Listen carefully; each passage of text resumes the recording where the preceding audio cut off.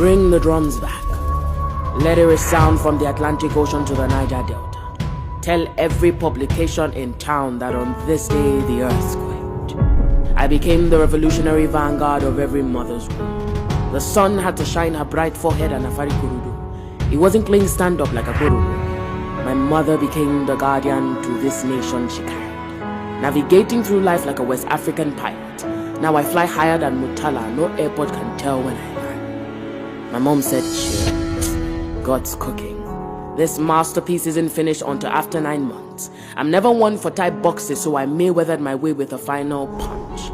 Now I stand on every mic like Sadie Insta blog. Daily, time after time, she knew this child would be a tribune.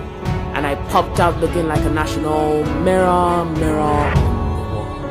Who is the best of them all?